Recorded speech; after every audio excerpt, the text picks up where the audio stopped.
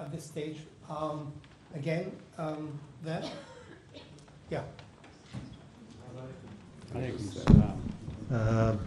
Dr. Jassim Haji Jassim, I'm an organization and economic researcher from Bahrain. First of all, I would like to thank His Royal Highness for his kind words about Bahrain, and also Dr. Abdul Latif. We are proud of you. You represent us in GCC.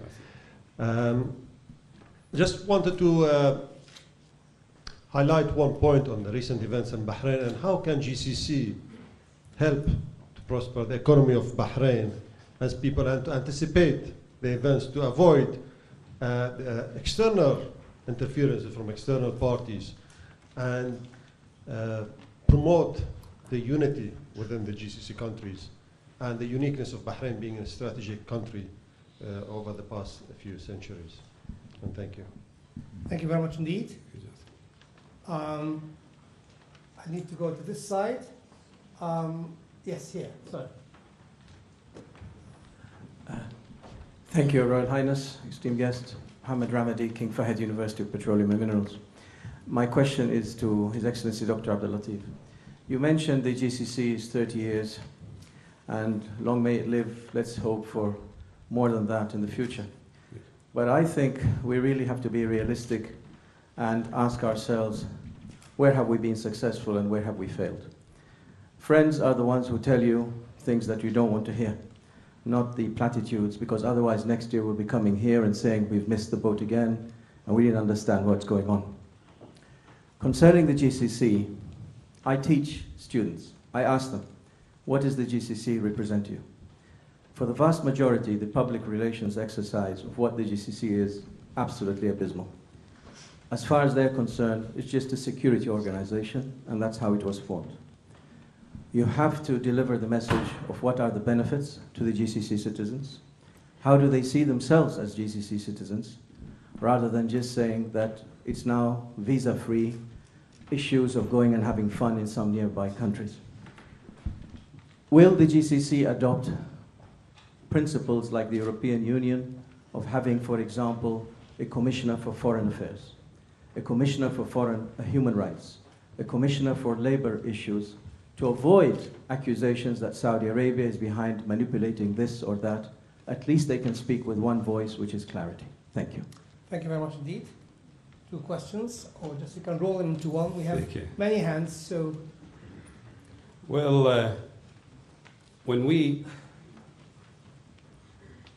there's a lot that has been accomplished in the area of security, and the time will not allow me to really go over them. I tried to give some examples of the economic side. Me, as I just been in this post for only 3 months. Before then I'm still a normal Khaliji citizen who walks in every majlis and sit there and talk to the people. And I do listen and hear them saying, you know, can we have more? It's not that nothing has been done. It's can we get more? And this is good to hear. I get the feeling that they have a jewel that they want to protect, which is the GCC. You can sense the pride that they have, whether it's in security or economy or even in social events, where they do unite, they do get together. The kinship is all over. The relationship is very strong, and we can build on those. I'm very proud, really, of the founders. When I was nominated as a Secretary General, I went to the main charter, which was written in 1981. And it does really spell the doctrine for us. In para 4 of the charter, it says that the GCC is to coordinate, integrate, take all steps to coordinate, integrate. So notice the evolutionary process that they are trying to design. And then between all states in all areas, leading towards kind of unification. So the unification will just come as an end result by going through the process of integration and coordination. And this is what has been done over the last 30 years. We are evolving, we are respecting the sovereignty of each country. We are building the infrastructure that can facilitate more cooperation, more integration. And when I was visiting my friends, I always asked them, we have not been very fair, and that was even before I was nominated, by the way. We have not always been fair to the organization. We are always asking, what have you done to us? Have we ever asked ourselves, what have we done for the GCC? From our own position, whether we are a physician, whether we are a doctor, professor, a student, have you contributed to the GCC organization, to the GCC process, to further integrate, or are we always just want to receive the benefits?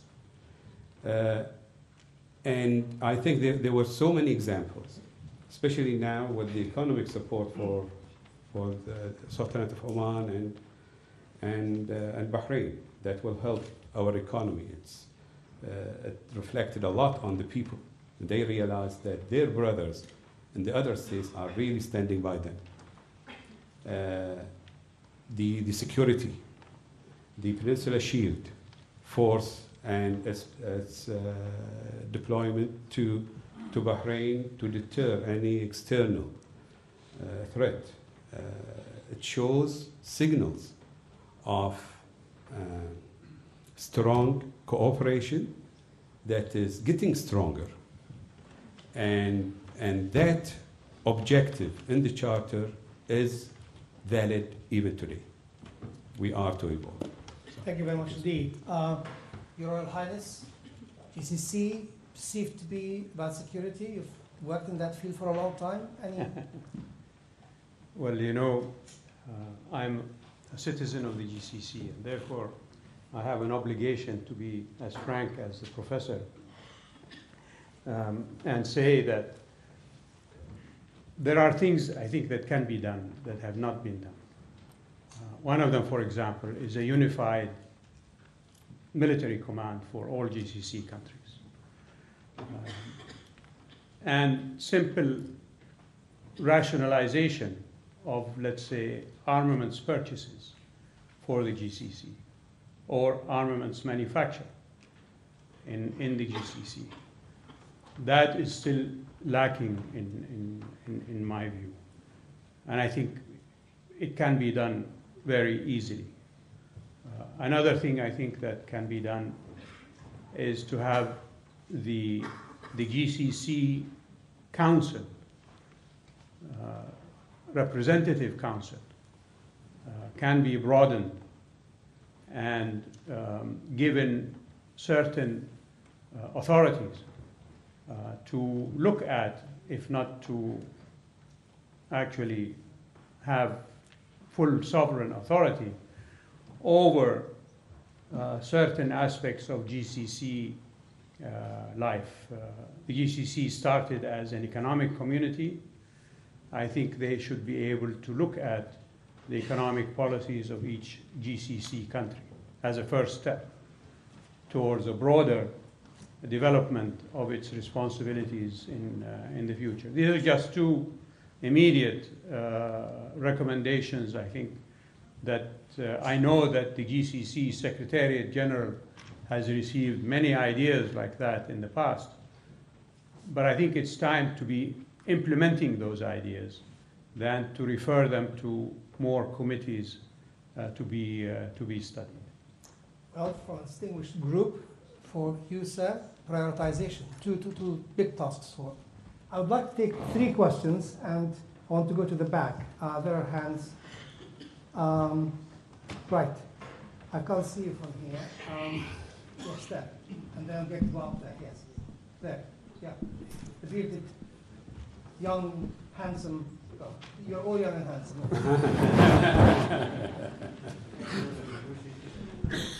Can you please tell us who you are, your institutional association? Yeah, Yusuf And Lushi, Sultan Qaboos University, Sultanate of Oman. Thank you very much. My question for His Excellency Dr. Abdul Latif. You have indicated that the GCC economy has been transferred from the source economy towards knowledge economy. So the question is, how far is the GCC countries have reached this stage? If you don't mind, the second thing you have indicated, there are internal challenges with some external challenges. Could you please explain what exactly the recent internal challenges?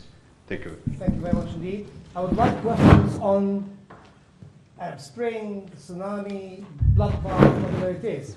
And, sorry, who's got, are you going to ask a question? Yeah, there. Gentleman there, yeah.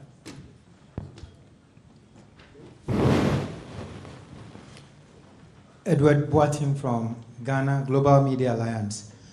I realize that there's been no mention of Libya, and His Royal Excellency talked about non-interference. And I think for a lot of us in Africa, for instance, there's a lot of concern about the constant NATO bombings of Libya, and there's been no mention of it. So I would like to know whether the kingdom would offer haven to President Gaddafi, and if so, why hasn't it been done, and there are constant bombings of people dying all the time?